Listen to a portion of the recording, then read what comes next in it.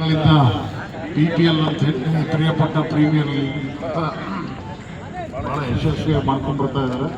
ಅದು ಫೆಡ್ಲೈಟ್ ಇದೆ, ಮೊದಲನೇ ವರ್ಷ ಅನಿಸುತ್ತೆ, ಎರಡನೇ ವರ್ಷ.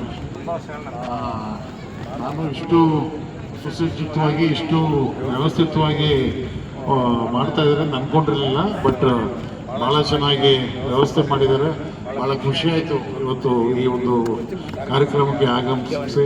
ಯಾಕಂದರೆ ತಾಲೂಕು ಯುವಕರು ಒಂದು ಒಳ್ಳೆ ಏನು ಹೇಳ್ತಾರೆ, ಈ ಡಿಸ್ಟ್ರಿಕ್ಟ್ ಲೆವೆಲಲ್ಲಿ ಅಥವಾ ನ್ಯಾಷನಲ್ ಲೆವೆಲಲ್ಲಿ ನಡೆಯುವಂಥ ಕ್ರಿಕೆಟ್ ಸ್ಟ್ಯಾಂಡರ್ಡ್ಸ್ ಲೆವೆಲ್ಗೆ ಇವತ್ತು ನಮ್ಮ ತಾಲೂಕಿನಲ್ಲಿ ಒಂದು ಪಂದ್ಯಾವಳಿಯನ್ನು ಏರ್ಪಡಿಸಿದ್ದಾರೆ.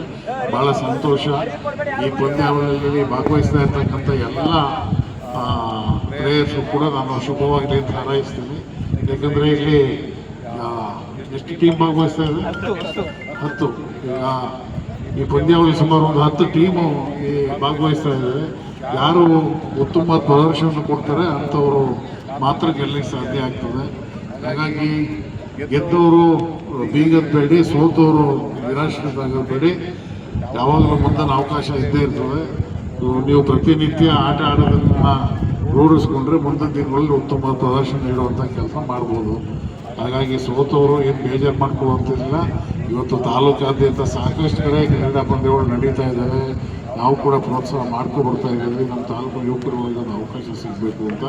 ಅದೇ ರೀತಿ ಈ ಪಂದ್ಯಾವಳಿ ಕೂಡ ನಾವು ಬಂದು ಉದ್ಘಾಟನೆ ಮಾಡಿ ಪ್ರೋತ್ಸಾಹ ಮಾಡ್ತಾ ಇದ್ದೀವಿ.